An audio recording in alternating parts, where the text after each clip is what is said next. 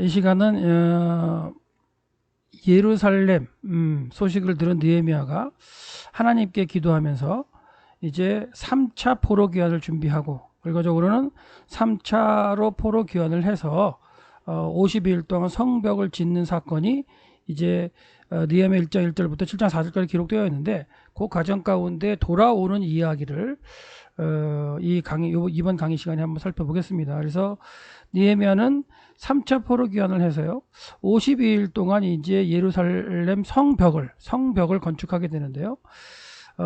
그 과정 가운데에 처음 그런 마음을 먹게 된 게, 동생 하나니가 예루살렘을 여행하고 와서 자기한테 와서 예루살렘의 상황을 이제 이야기해 주는 가운데 예루살렘 성벽을 재건하겠다는 마음을 먹는 그러한 내용이 느헤미야 1장과 2장에 기록되어 있는데, 그걸 한번 살펴보겠습니다. 첫 번째 소제목으로 이제 아닥사스다 1년 20년 술관원으로, 그다음에 수산성에 머물러 있죠. 수산성에 머물러 있던 느헤미야에 대해서 한번 살펴보겠는데, 느헤미야 1장 1절을 딱 이제 우리가 보면, 직역을 해보면 하갈의 아들 느헤미야의 말이라라고 이제 명사문장으로 이렇게 되어 있고요. 그리고 때는 20년이었다라고 해서 개혁개정이나 개혁성경에는 여기 이제 아닥사스다 왕이 이제 언급되어 있죠. 근데 아닥사스다 왕 20년이라고 되어 있는데, 원문을 보면 아닥사스다 왕이라는 그 말은 없고 그냥 20년이다 이렇게 나와 있어요. 그리고 내가 1인칭으로겠죠. 내가 수산궁에 있었다라고 되어 있죠. 그래서 느헤미야 1장 1절부터 7장 4절까지 1인칭인 느헤미야 시점으로 기록되어 있고, 느헤미야가 기록해 놨던 그 내용을 에스라 느헤미야서를 기록할 때에 3차 포로기한 과정의 내용을 그대로 느헤미야가 써놓은 걸 가져다가 쓰고 있는 걸 볼 수 있습니다. 그래서 이제 1장 1절의 때는 아닥사스다 왕 20년 기슬레부월 9월이라는 걸 알 수 있는데, 그거는 이제 11절 가면은 그렇게 나와요. 다시 11절 가면은 다시 아닥사스라는 언급이 있고요.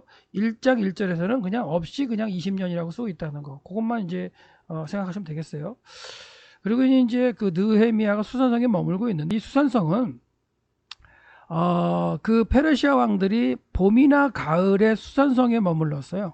수산성에 머물면서 이제 통치를 했는데, 그 성경의 땅은 제9월부터 9월, 10월, 11월까지는 겨울이라고도 볼 수 있습니다. 겨울. 그래서 겨울에는 좀 더 따뜻한 바벨론 궁에 머물러 있기 때문에, 지금 현재 그 9월로 지금 9월로 느헤미야가 수산성에 머물러 있을 때, 아닥사스다 왕은 지금 바벨론 궁에서 지금 머물고 있는 상황인 걸 알 수가 있어요.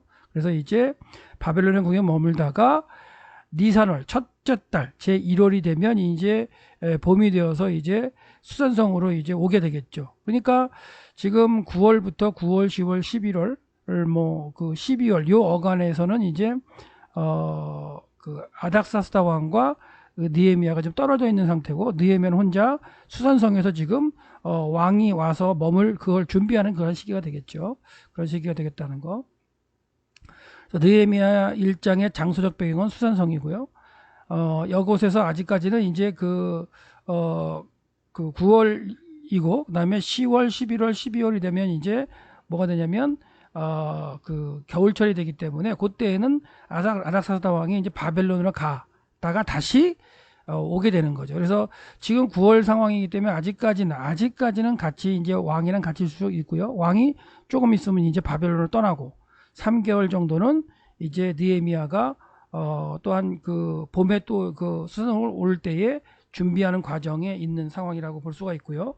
10월, 11월, 12월은 바벨론 궁에 머물러서 있는 동안에 아닥사가 거기 머무는 동안에 느헤미야는 이제 기도를 하면서 하나님께 하는 그런 시간을 보낼 수 있었던 것은, 어떻게 보면 계절적으로 아닥사스다 왕이 그 겨울철이기 때문에 바벨론 궁에 머물러 있으므로 시간을 한 3개월 정도의 시간 동안에 하나님께 기도하면서 자기 자신을 갖다가 이렇게 돌려보내서 성벽을 건축할 수 있도록 그런 마음을 가지고 하나님께 이제 금식하며 기도할 수 있는 그런 시간이 되겠죠.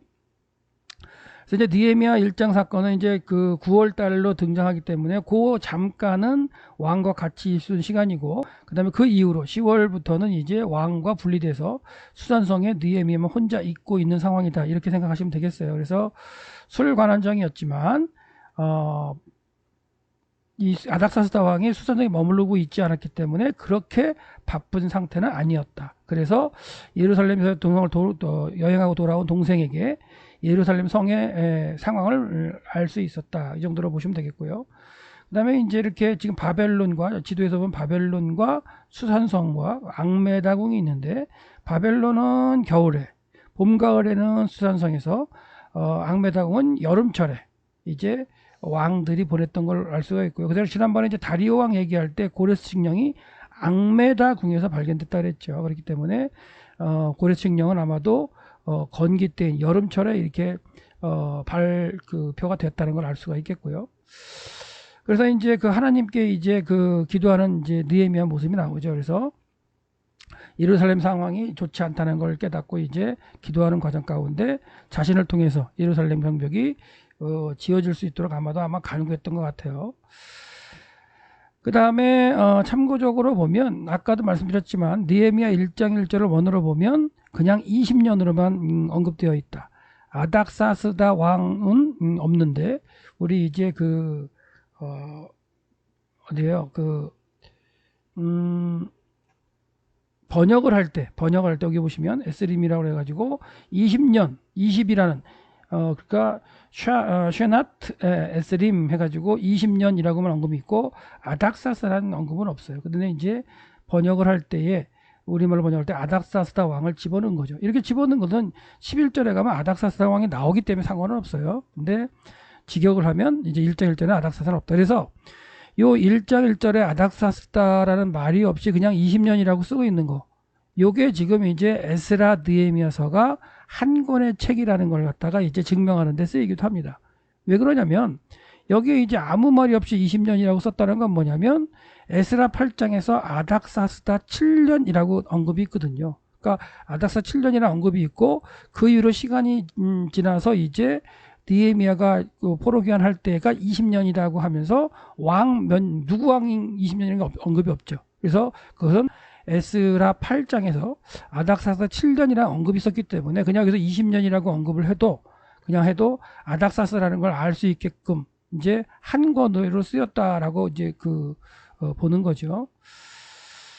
그 다음에 이제 그 2장 1절, 느헤미야 2장 1절 아닥사스다 1세 20년이라고 또 이제 정확하게 또 언급이 나옵니다. 그래서 이제 계속해서 얘기하지만, 느헤미야 1장 1절에 아닥사스라는 왕이 이제 호칭이 없다.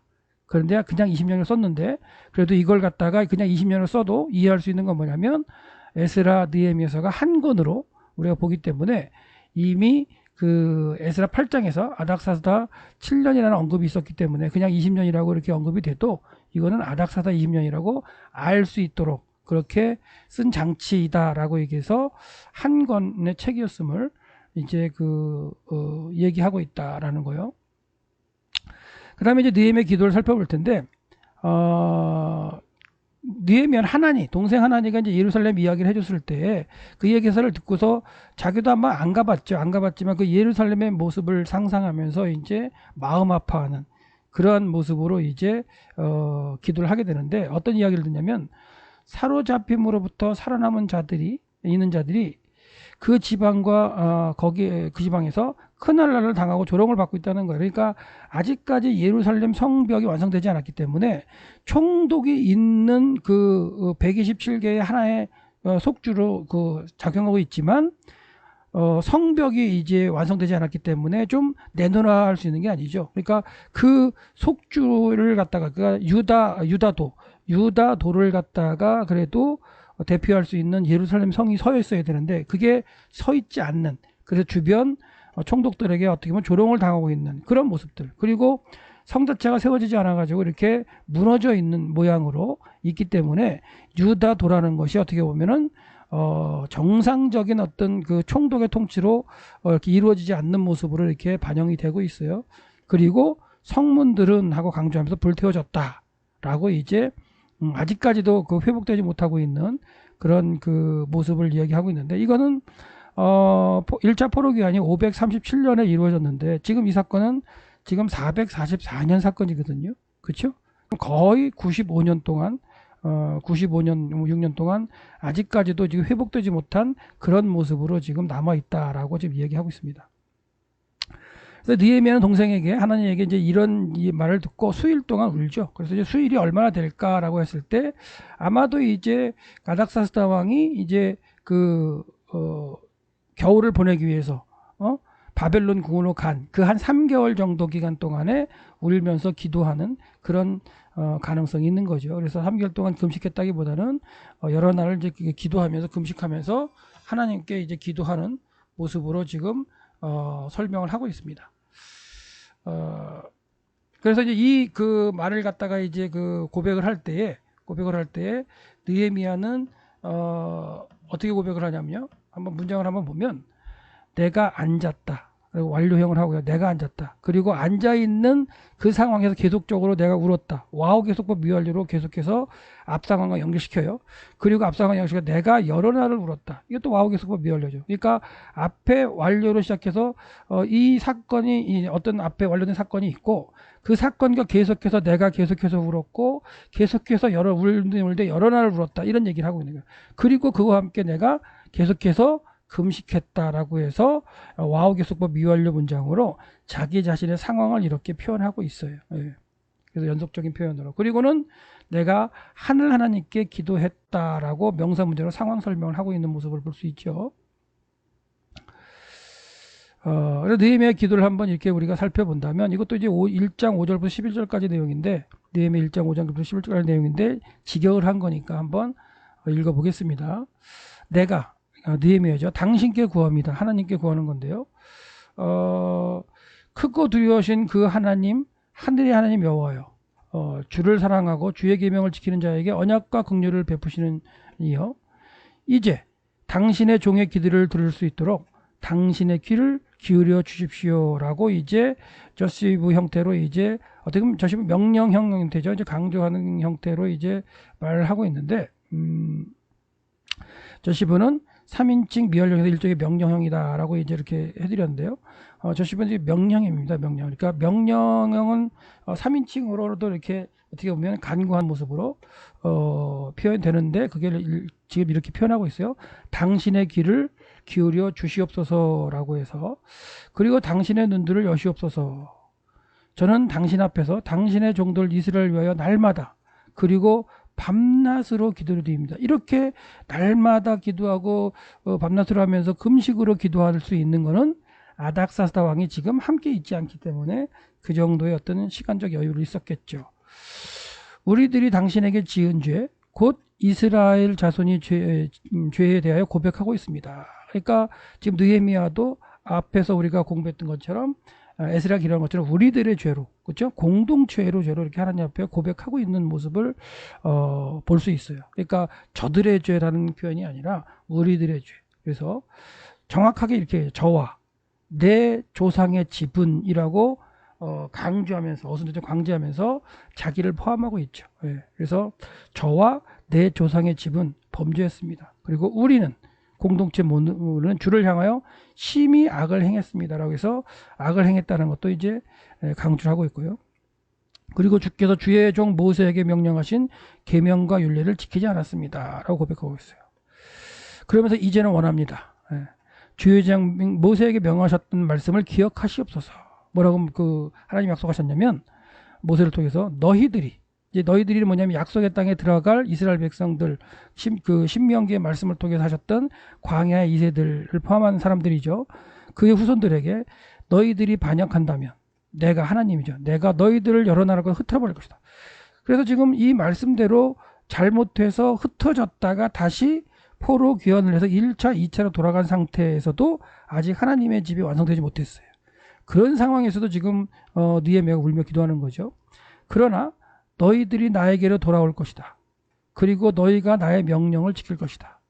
그리고 너희가 그것들을 행한다면, 여호와의 율례와 규례겠죠. 만일 너희가 쫓겨난 자가, 너희 쫓겨난 자가 하늘 끝에 있을지라도 거기서부터 쫓겨난 거기서부터 그걸 강조하고 있어요. 내가 그들을 모을 것이다. 이 말씀대로 지금 바벨론의 포로로 잡혀와서 70년 있다가 1차, 2차로 돌아가서 하나님의 일을 지금 감당하려고 하는 그런 상황에 있는 그런 모습 속에서 지금 느헤미야는 기도하고 있는 거죠. 그리고 그들을 내가 나의 이름이 거기에 거할 수 있도록 선택한 장소, 예루살렘이죠. 그 장소로 데려올 것이다. 그래서 이렇게 이미 모세를 통해서 예전에 말씀하셨던 것, 그리고 이 말씀대로 약속의 땅에 살면서 이 조상들이 지키지 못했기 때문에 바벨론 포로로 잡혀갔었고, 그리고 또 거기서 또 기도할 때 하나님이 그걸 들으셔서 거기서부터 바벨론에서부터 지금 1차, 2차로 돌아가게 하신 상태에서 하나님의 뜻을 갖다 세우려고 예루살렘에 세우려고 했지만 아직까지도 예루살렘은 어떻게 되어 있어요?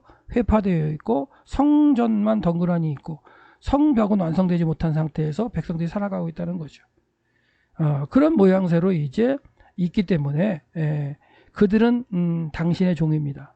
그리고 그들은 당신의 큰 권능과 그리고 강한 손으로 구속하신 당신의 백성, 일단 돌아가 있는 백성들을 얘기하겠죠. 그러면서 내가 당신께 구합니다. 주여, 이제 당신의 종의 기도를, 그리고 당신의 이름을 경외하기를 기뻐하는 당신의 종들의 귀를 기울이니까 자기와 이제 이미 예루살렘에 들어가서 그 유다 땅에 돌아가서 있는 그 백성들을 함께 이제 얘기하는 모습으로 충분히 이해될 수 있겠죠. 그래서 당신과 당신의 종들의 귀를 기울여달라라고 들어주십시오 하고 이제 얘기를 하면서 이제 오늘 당신의 종으로 형통케 하시옵소서라고 청유형으로 이제 말씀을 드린 다음에 이 사람 아닥사스다 앞에 내가 은혜를 입게 하시옵소서라고 이렇게 이제 기도를 하는 거예요. 그래서 그리고 그때 나는 왕의 술관원이었다라고 쓰고 있는데 이 상태에서 이제 강조됐던 건 제가 이제 다 설명을 드렸고요. 그래서 아닥사스다 왕의 술관원이었던 이 그 느헤미야는 이렇게 하나님께 기도를 하고 있는 모습이에요. 근데 이 부분에서 이제 그리고 나는 그때 이제 그 왕의 술관원이었던 이 부분인데 이 부분을 갖다가 번역할 때요. 개역 개정을 보면 어떻게 번역이 되어 있냐면 그때 내가 왕의 술관원이 되었느니라 이렇게 번역되어 있어요. 그래서 가지고 이제 그때라는 게 뭐냐면 만약에 그때에 이걸 갖다 이거 기도할 때라고 볼 수 있겠죠. 그러니까 여러 가지 예루살렘 상황을 생각하면서 기도할 때 그때 내가 술관원이 되었다 해가지고 이걸 잘못 이제 그 이해를 하면 되었느니라 했을 때 하나님께 이렇게 기도할 때 아닥사스다 왕에게 그렇죠? 뭐라고 얘기했냐면 종의 귀를 들으시고 오늘 종이 형통한 이 사람들 앞에서 은혜를 입게 하옵소서 이렇게 해가지고 이 사람들 앞에서 했을 때 아닥사스다 왕과 이 어떤 그 사람들 앞에서 은혜를 입게 해달라 그래서 그렇게 기도했을 때에 내가 그 왕의 술관원이 되었던 것처럼 이렇게 번역을 해서는 안 된다는 거예요. 그래서 이렇게 읽어보면 그렇게도 느껴질 수 있어요. 기도했더니 내가 왕의 술관원이 되었다 이렇게 느껴질 수 있지만 그렇게 번역하면 안 된다는 거예요. 이미 술관원으로 있었다고 계속 제가 말씀드렸죠. 술관원으로 수산성에 있었는데 지금 아닥사스다 왕이 지금 없는 거죠. 어디가 있어요? 겨울철이 되어서 지금 바벨론 궁에서 이제 보내고 있고 이제 니산월 1월 제1월이 돼서 이제 그 시기가 봄이 되면은 다시 수산성으로 올 거예요. 그래서 이걸 갖다가 이제 이렇게 기도했더니 하나님 그렇게 만드셨다고 번역을 하거나 이렇게 이해하게 되면은 또 그 아주 은혜죠, 은혜게. 내가 어떤 일을 하나님께 기도했더니 그 자리에 가게 만드셨다. 그거는 아니라는 거예요. 그래서 여러 가지 이제 그 번역들을 보면 이미 되었었다라고 이제 번역하기도 하죠. 그리고 그때 나는 그 술을 올리는 맡은 신하였다. 이미 그렇게 이제 번역하는 게 맞습니다. 그리고 맡아보고 있었다 일을 그렇죠. 맡고 있었다 이런 식으로 해서 그러니까 기도를 함으로 술관원이 된 게 아니라 이미 술관원이 돼 있는 상태에서 기도를 하고 있는 모습으로 이제 이해를 하셔야 됩니다. 그다음에 이제 그렇게 기도를 하는 가운데 이제 하나님께서 아닥사스다의 마음을 은혜를 주셔가지고 이제 예루살렘에 올라오게 되는데요. 유다의 총독으로 임명됩니다. 총독으로 임명돼서 정치적인 어떤 능력을 가지고 예루살렘에 돌아오게 되는 이제 예루살렘에 돌아오는 게 아니라 오는 거죠. 오게 되는 느헤미야의 모습을 살펴볼 텐데, 자 자, 술관어로 아닥사스다 앞에 이제 쓰는데요. 무슨 말이냐면 이제 봄이 돼요. 니산월이 됐죠. 1월.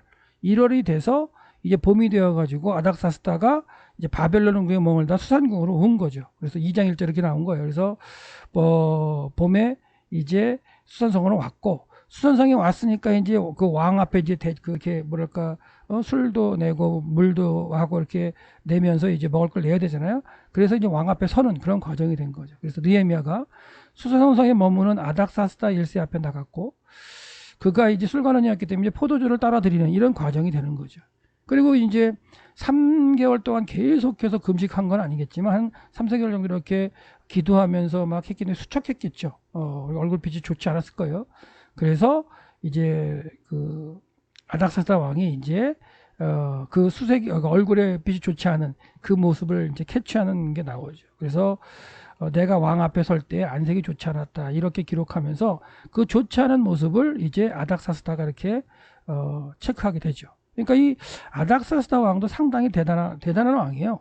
이 신하들의 이 얼굴의 낯빛을 이렇게 보면서 네가 왜 얼굴빛이 좋지 않느냐? 너 안 좋은데?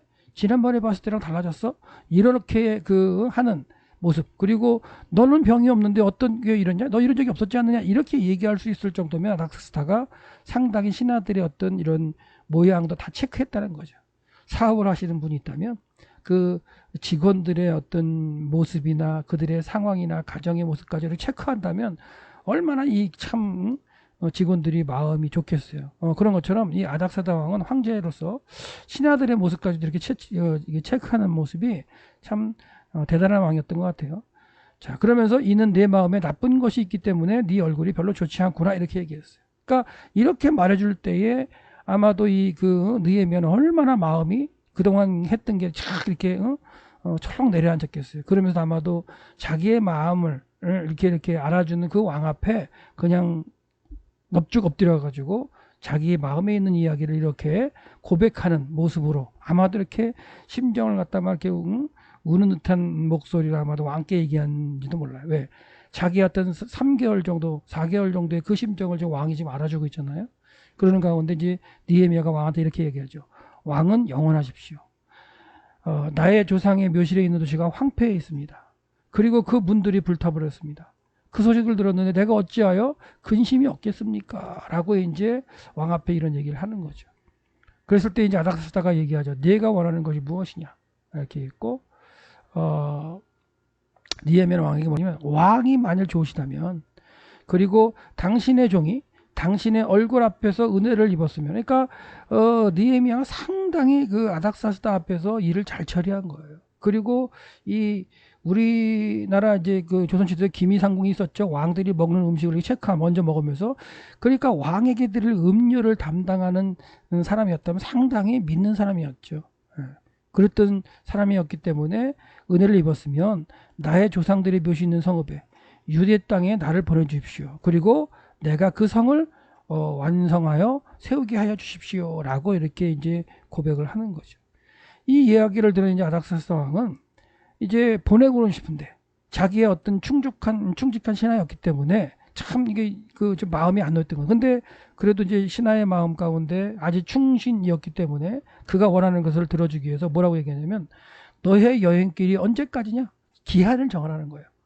마냥 그냥 가서 가서 이러지 말고 기한을 정해서 네가 간다면 내가 보내주겠다. 그래서 기한을 정하고 너는 언제 돌아오냐 이렇게 얘기하고서 이제 보내는 과정이 되는데 아닥사스다 왕이 다시 한번 이렇게 보낸 상태에서 느헤미야가 돌아올 때가 한 12년 정도 시간 후에 돌아오게 되는 과정이에요. 그러니까 한 12년 정도의 어떤 기간을 정해서 보냈지 않았나 생각을 하는데 하여튼간 이런 식으로 해서 보내게 되죠. 그래서 시기를 정해주고 이제 보내게 되는 과정이 나옵니다. 느헤미야는 계속해서 이제 그래서 이제 총독으로 보내려고 이제 마음을 먹어서 이제 보내려고 했기 때문에 다시 한번 또 강구하죠. 만일 왕이 좋으시다면 내가 유다도에 도착할 때까지 거기 도착할 때까지 여러 개의 도를 지나가야 돼요. 127개 도가 있는데 그 도를 지나가서 그 지나가는 가정 가운데 총독들이 있잖아요. 그 각 도를 맡는 총독들. 그 총독들에게 편지를 써달라는 얘기를 하는 거죠. 그리고 왕에게 속한 그 살림을 지키는 아삽에게 하나님의 집에 그 문들을 새기기 위해서, 성전이 있는 하나님의 집에 그 성의 문들을 세우기 위해서 어떤 그 나무들을 쓸 수 있도록 좀 칙령을 내려달라, 편지를 써달라, 이런 얘기를 하는 거죠. 그리고 도시의 벽, 그렇죠?를 위하여 내가 거할 집을 위하여 제목들을 달라고 이제 써달라. 그래서 결과적으로는 느헤미야에게 이제 편지를 써가지고 아닥사스에게 보내게 되는 거죠. 그래서 그 편지를 가지고 이제 예루살렘에 도착합니다. 도착해서 느헤미야가 어떤 그 행적을 했는지 한번 살펴보면, 아닥사스 1세는 강 건너편 총독들에게 그리고 왕의 살림을 감독하는 아삽에게 편지를 써서 이제 느헤미야를 통해서 보내가지고 느헤미야를 돕게 만들었죠. 근데 느헤미야를 보내면서 혼자 보내지 않고 아마도 이제 형제들도 아마 돌아왔을 가능성이 커요. 동생도 돌아왔을 가능성이 커요. 그 동생의 이름이 성벽을 건축할 때 나오거든요. 그러니까 느헤미야 혼자만 돌아온 거라고 볼 수는 없고, 그 당시에 여행할 때도 혼자 다니는 것도 아니지만 하여튼간 유대인으로서, 그 다음에 이제 포로로 잡혀갔던 후손으로서 느헤미야와 그의 동생들이 이제 돌아온 걸 알 수가 있고, 그리고 이제 왕이 자기가 아주 그냥 그 충직하게 생각하는 충신이었기 때문에 군대 장관과 마병들, 그러니까 이 느헤미야 자체를 총독으로 보내면서 약간의 어떤 병사들과 느헤미야를 보호할 수 있는 사람들을 보내는 거죠. 같이. 그래서 보내는 과정이 있습니다. 그리고 이제 그 느헤미야 돌아오면서 이 편지들을 이제 총독들에게 보내게 되는데, 이제 호론 사람 산발락과 또 이제 암몬 사람 이제 도비야, 주변 사람 이제 총독들에게 편지를 보내서 그 편지를 딱 보고서 이제 그들이 얘기를 뭐라 그래요? 이스라엘 자손을 흥황하게 하려는 사람이 왔다라는 이야기를 이제 듣거나 이제 받아보고 이제 근심하는 그런 장면들이 나타나죠. 그래서 이 호론 사람 산발락은 이제 사마리아의 총독으로 이제 생각되고요. 그다음에 그 동편에는 이제 암몬 사람의 총독이 도비야. 이들이 이제 유다도가 이제 총독이 파견되어서 더 강력한 황제의 어떤 옆에 있었던 그 총독이 와서 그 유다도를 다스리게 된다면, 아마도 사마리아 총독이 유다도를 갖다 이렇게 좀 이렇게 섭정하거나 이렇게 했을 텐데, 이제는 유다도가 쓴다면 자기가 그 유다로부터 챙길 어떤 그런 경제적인 이익이나 이런 것이 없잖아요. 그래서 아마도 호른 사람 산발랏, 사마리아 사람 산발랏 이 총독은 아마 고민을 많이 했었을 거예요. 그래서 이제 여기 군대 장관과 마병이 같이 보내서 왔다는 건 이제 다시 한번 언급드리고요. 그래서 느헤미야는 이제 예루살렘에 들인 지 3일째 되었을 때 저녁에 이제 혼자 나와서 성벽을 돌아보게 되죠. 그래서 밤에 일어나 아무 일도 말하지 않고 몇 사람과 함께 성벽을 돌아보기 위해서 나갔습니다. 아마도 동생들과 함께 돌아보지 않았을까라는 생각도 하고요. 밤에 이제 골짜기 문으로 나가죠. 골짜기 나와서 용정으로 해가지고 이제 분문, 남쪽에 있는 성의 남쪽에 있는 분문으로 이제 가다가 가는 중에 이제 성벽이 다 무너져 있고 성문이 불타 있는 걸 이제 보게 되는 거죠. 그래서 이제 이 과정 가운데 성문들은 하고 주어가 이제 강조가 되어서 이제 태워졌다. 이것도 이제 태워졌다도 이제 부활형이니까 강조 형태의 수동태죠. 그러니까 태워짐을 당한 것이고 태워졌다는 걸 강조하고 있어서 성문들이 태워졌다라고 이제 강조하고 있고요. 더 나아가 샘문, 물문, 샘이 나오는 문까지, 또 왕의 못, 그러니까 이제 기드론 계곡 쪽인데요, 동편에, 그러니까 성의 동편에 이제 기드론 계곡 쪽에 가서 거기서는 더 이상 이제 아마도 이제 그 뭔가 탈 수 있는 뭐 노새라든가 뭐 나귀를 타고 갔을 가능성인데요. 그래서 이제 그 나귀가 지나갈 수 없을 정도로 성벽이 무너져 가지고 길이 없었던 거죠. 그래서 그때 다시 또 이제 기드론 시내로 다시 올라가서 성벽을 보는 후에 골짜기 문으로 돌아오는 그런 과정이 이제 밤에 일어났던 걸 알 수가 있어요. 근데 이제 그렇게 느헤미야가 밤에 성벽을 돌아본 것은 유다 사람들이나 제사장들이나 귀족들이 전혀 이제 알 수 없이 방백들에도 알리지 않았기 때문에 아무도 알 수 없었다는 거죠. 그래서 함께 갔던 몇몇 사람들, 아마도 동생이 포함된 몇몇 사람들만 알 수 있었다라고 되어 있는데, 뭐 방백들이 강조되어 있어요. 어디를 갔는지 알지 못했다. 그리고 이제 그들에게 너희들은 이제 돌아와서 갔다 와서 말하는 거예요. 우리들이 그 안에서 처한 악함, 공경을, 그리고 예수에 대한 황폐함을, 그리고 성문들까지도 불타져 있는 걸 갖다가 보고 봤지 않느냐. 그러니까 너희들은 와라. 우리가 예루살렘을 다시 건축할 것이라. 이렇게 코르터티브로 이렇게 이제 그 얘기하고 있는, 이 코르터티브라는 게 뭐냐면 그 1인칭 그 미완료형에다가 이제 이 그 알을 붙여가지고 어떻게 보면 이제 이런 형태로 강조하는 그 말로 쓰는 게 코로터티브인데요. 우리들이 일어납시다 하고 이제 강조하는 거죠. 일어납시다. 일어납시다 강조하면서 우리 한번 해봅시다 라고 하면서 성벽을 세웁시다 라고 이제 강조하면서 말하는 거예요. 그리고 이제 그들은 이 좋은 일을 하려고 그들의 손을 강하게 했다고 이제 이렇게 성경을 쓰고 있는데, 이 강하게 했다는 것도 이제 피해령으로 쓰고 있어요. 이것도 강조하는 거죠. 그래서 이 느헤미야가 그 백성들에게 먼저 알리기보다도 뭐 제사장들, 귀족들, 방백들에게 이제 모아서 그들에게 우리가 성벽을 세워줘야 되는 게 아니냐고 이렇게 강하게 이제 요구하는, 얘기하는 모습을 갖다가 볼 수 있습니다. 그래서 이제 이렇게 해서 결과적으로는 이제 성벽을 짓는 과정이 이제 벌어지는 거죠. 시작이 되는 건데, 그래서 호른 사람 산발랏, 아마도 사마리아의 총독이었던 산발랏과 암몬 사람 도비야, 암몬 총독이었던 도비야가 이제 또한 그 암몬 사람 게셈이 이 소식을 듣고도 이제 비웃죠. 그래서 성벽을 짓기 시작했는데, 너희가 행하는 이 일이 무엇이냐? 너희는 왕에게 반역을 하려고 하는 거니까 성벽을 지음으로 너희들이 왕에게 반역하려고 그러냐, 이렇게 이제 또 이제 조롱하는 거죠.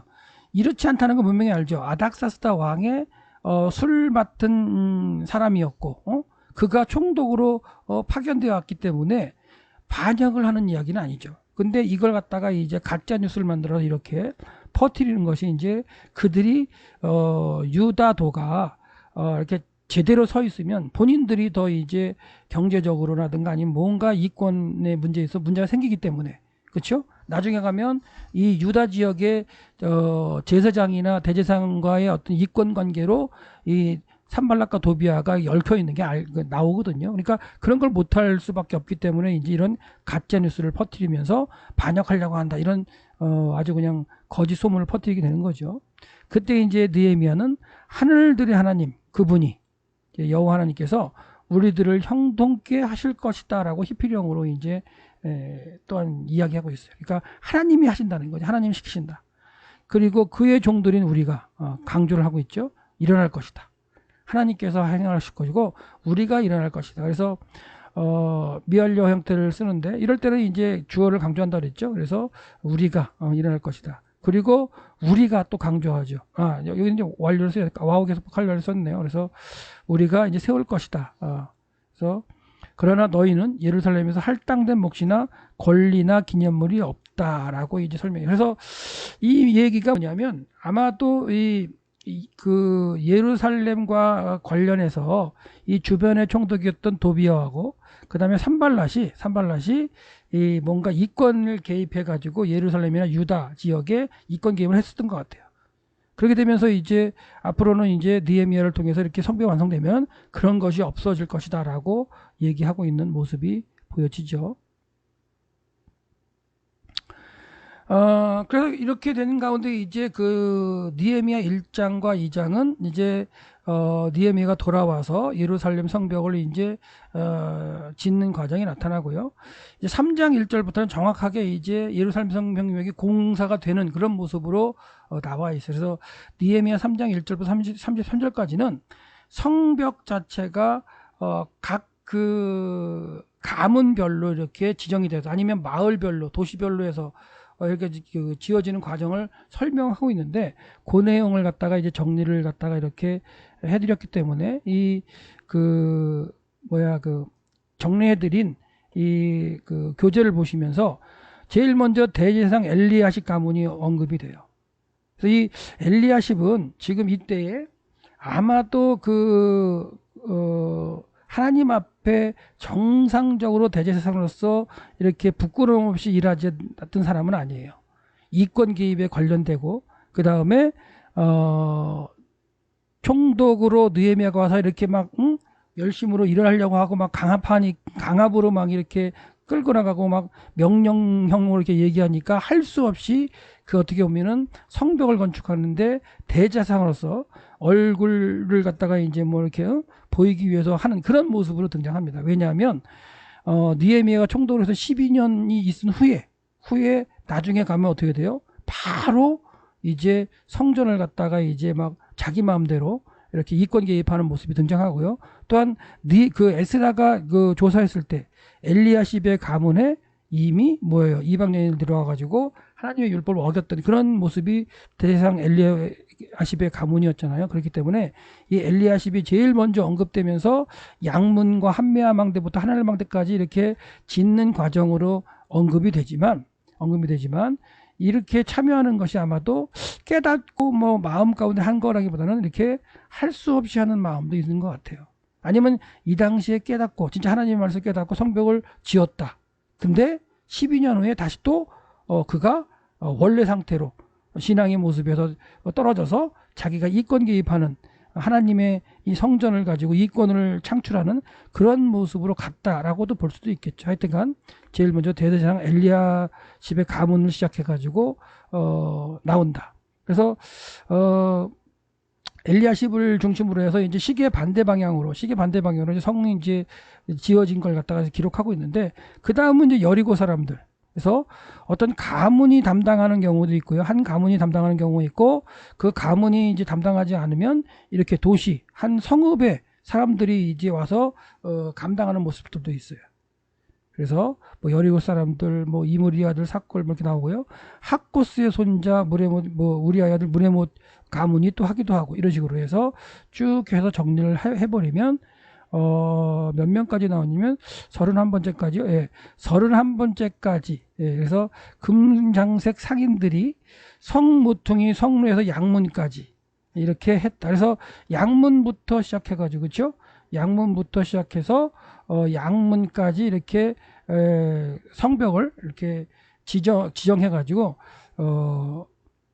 가문별로 짓는 모습을 볼 수 있어요. 그래서 31개의 이렇게 단락으로 나눠서 지어지는 모습이 있는데, 이게 잘 정리된 게 있어요. 그래서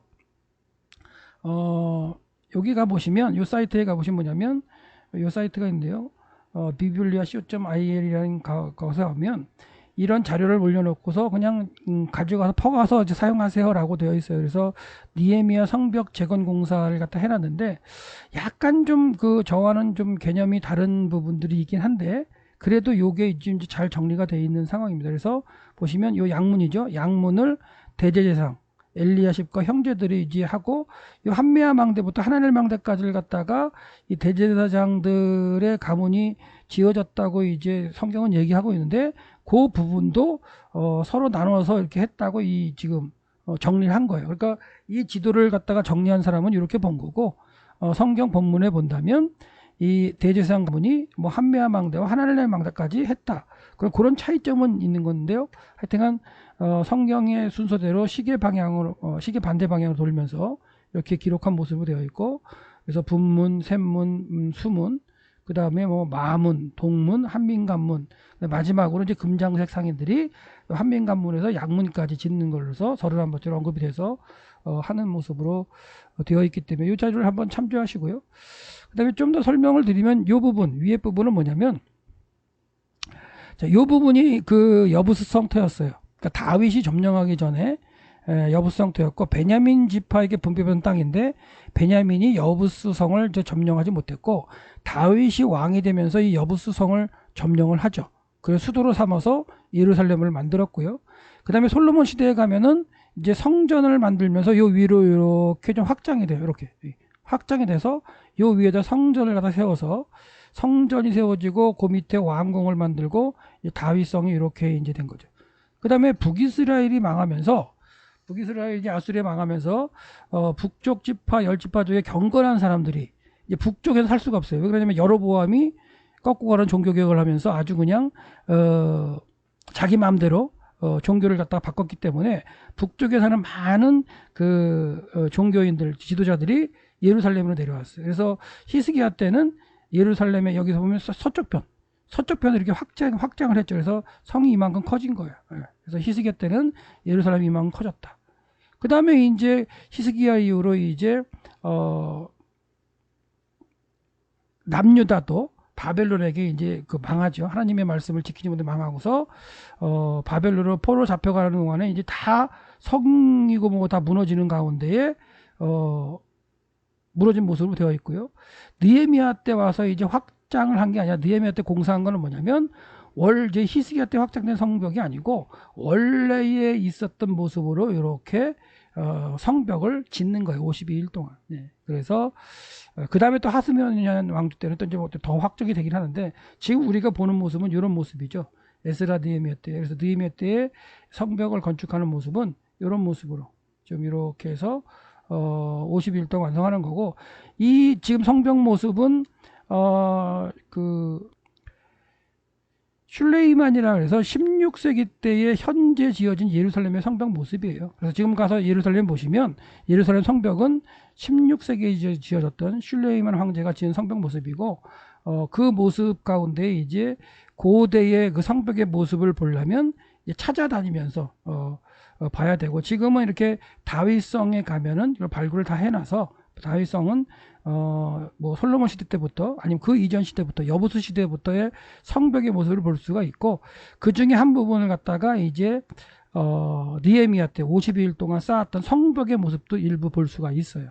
그래서 이 자료를 잘 활용하시기 바랍니다. 그래서 오늘 강의는 성벽의 건축이 진행된 과정 가운데에 각 그 가문별로, 그러니까 느헤미야도 기록할 때에 3장에 먼저 이렇게 성벽을 갖다 부분 맡아가지고 지었던 그 가문별로 아니면 도시별로 이렇게 써놓고 있어요. 그걸 먼저 써놓고 그 다음에 4장부터는 성벽이 어떻게 지어져 갔다는 걸 또한 언급을 하고 있기 때문에 오늘은 느헤미야 3장 1절부터 33절까지 성벽이 느헤미야의 중심으로 이 대제사장이 시점으로 해서 양문을 시점으로 해가지고 시계 반대 방향으로 해서 각각 가문이나 아니면 마을 사람, 드고아는 마을이잖아요, 그렇죠? 그리고 아까 이제 여리고도 있었고 이런 식으로 해가지고 마을과 그 다음에 가문별로 이렇게 성벽을 담당해서 지었다라고 보시면 되겠습니다. 오늘은 여기까지 강의를 하도록 하겠습니다.